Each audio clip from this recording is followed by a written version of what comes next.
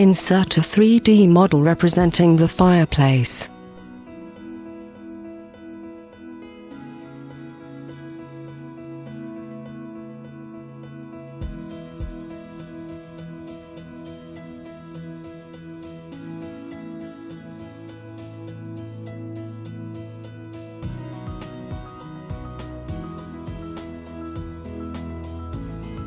Draw the flue duct using the ornamental wall entity.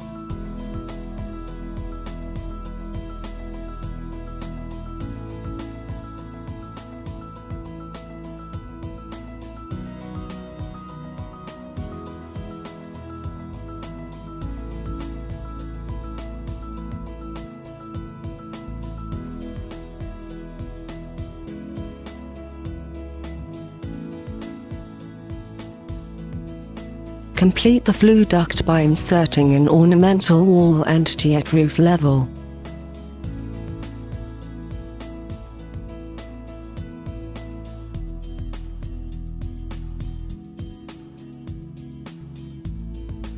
Now insert a 3D model representing the desired chimney type.